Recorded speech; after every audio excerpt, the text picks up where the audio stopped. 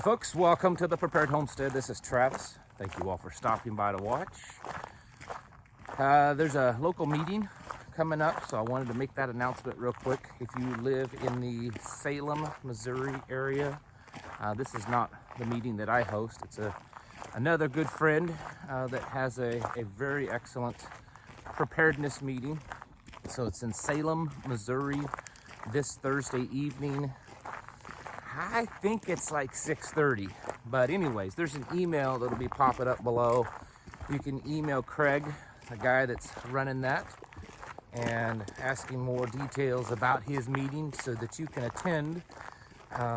It's a good one, and I don't get over there as often as I want to, usually because I'm just so busy, but the man is extremely knowledgeable about preparedness. Been doing it a very long time, and he puts on a very good meeting. So again, if you're in the Salem, Missouri area and would like to attend, shoot him an email so that you can find out more details.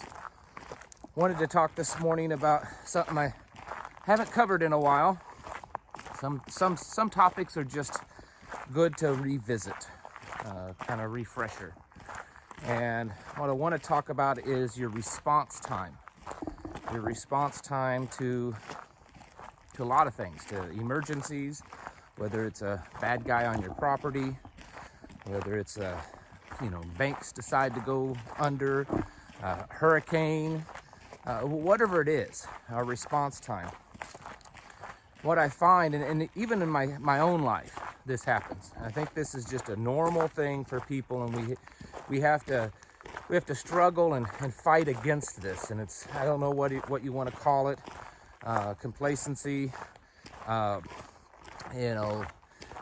just disbelief that something is actually happening, even though maybe you've trained for it for months and years.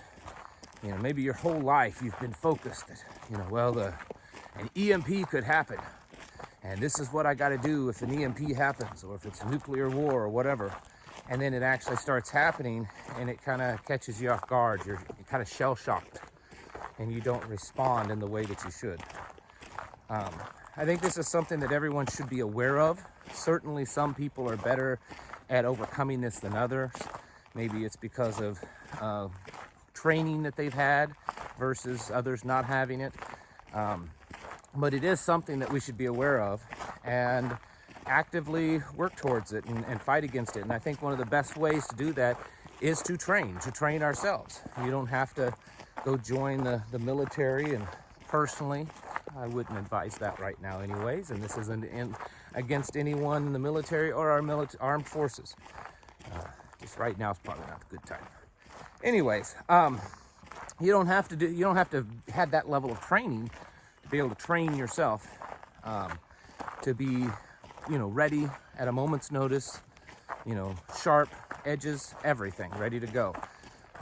Just to give you an example, last night had a predator on the property. Not a big deal. I had heard it. I believe it was probably a bobcat. I never did see it. First I thought it was a mountain lion, because we have had a couple of those. But then after just listening and the fact that it kind of stuck around on the property, I think it was a bobcat. But it was in the early evening, just after sunset, I first heard it. And so I went out after, just to kind of see what was going on, see if I could find it, and could not. And then later on that evening, I don't know, around 11 o'clock or so, heard it again, but this time it was very close. It was just pretty much in our front yard, and I knew our cats were outside. I knew for certain it wasn't their noise. And so of course I went out to check on everything, and a friend of ours that's staying at the house for a while, he came out too, and we searched, and I did hear it running through the woods away from the house, so I think we kind of scared it off. The point to this story is the response time. And that's something on a homestead you should work on anyways. I've talked about this from just a homesteading perspective before. That, out in the middle of nowhere like this, the number one thing that you're going to have to deal with all the time is predator threats against your livestock. raccoons and possums and other things like that in your chicken coop, and coyotes and mountain lions and bobcats, you know, if you have sheep or goats or even cattle. And so I have developed over the years my own little kind of response system, how I do it. Every night when I go to bed, my shoes are placed in the exact same spot, a pair of pants there that I can easily just slip on, you know, like gym shorts. They're quick and easy. If it's cooler, I have a little light jacket there. Firearm goes in the exact same spot. Flashlight, same spot. I've done it this way for years, and I actually practice occasionally. And so I'm able to, much like a fireman, jump up real quick, put my stuff on, grab my gear, and out the door. Because when you've got a predator out there, whether they're in the chicken coop, especially a chicken coop, seconds count. I mean, the difference between responding in 30 seconds and 2 minutes is the difference between a couple of chickens lost and a total loss. So this is the kind of thing that I'm talking about, although it doesn't always have to be, you know, an immediate threat on your property where you're going to get a gun and that kind of stuff. It can also mean just the things that are happening in the world. This recent hurricane, how the response time that some of these people had probably really affected their survivability. The people that waited until maybe an hour or two before it really started hitting to start to kind of gather their stuff and leave or take shelter probably didn't do as well as the people that left 24 hours, 48 hours ahead of time. You know, hey baby, it's coming in, we got to get the kids going, let's get packed up, and we're going to go to your mother's somewhere else. And they probably did better. This is I feel that this is going to be an issue at some point for a lot of people, because we're not honed in and our minds aren't sharp enough, and we haven't trained and developed that muscle memory to respond appropriately in a timely manner to threats. And again, it could be any threat. For instance, bugging out. I'm not a huge advocate of bugging out because it's never going to be like it is in the movies, okay? Just forget everything you've ever seen in Hollywood movies about bugging out. It's a dangerous thing to do. So you should only do it if it's absolutely necessary, and you should also work on timing your bugging out. If you're able to bug out before the threat really happens, before the panic sets in, you'll probably do all right. If you're able to wait it out, lock yourself in, hunker down, and wait till, you know, the initial death and destruction happens and kind of cools down, and then bug out, you might do okay then. But if you wait until the peak of panic and craziness to bug out, you may not survive. I mean, it's just flat out that you just may not survive, especially if you're trying to leave a big metropolitan area. A lot of people I see in the prepper community, when something happens, and we can all pick, I mean, you could sit here and pick any event that's happened over the last couple of years that was pretty significant, okay? Whatever it is, because there's been numerous ones. I see so many times in prepper groups and stuff, someone talking about it. Hey, you know, there's this rumor that, you know, hey, I think Russia is going to invade Ukraine. I mean, they're making threats. It looks like we're about ready to see a war between Russia. It's never going to happen. Just ignore it. It's never going to happen. I saw people the day of the invasion, which here in our time, it happened the evening of the February 23rd. I know because that's my birthday. And I saw people right up until it happened saying, "Oh, it's just ignore. It's fine. You guys are hyping this up and just trying to get extra views. It's not going to be anything." And then, in fact, it happened. It doesn't mean that every time that there's a suspicion or possible threat that we should take everything 100% serious and, you know, react in an extreme manner. But I think too many times we've been conditioned conditioned kind of like a frog in a frying pan, because there's been so many things that has happened and many things that hasn't happened, all kinds of rumors, and who knows how many of the conspiracy theories going around have been, CIA planted, ideas just to confuse people. And people end up, being a prepper, but yet not really taking most things seriously. Oh, the dollar is never gonna collapse. It's just not gonna collapse. I've heard that from people. It's too big. They keep propping it up. It's never gonna collapse. I've heard that many times, even from preppers. So my message to you today is to work on your response time. I'm not saying believe every conspiracy theory that's out there. That's not it. But work on your response time. Work on your response time at home to threats, whether it's two-legged or four-legged.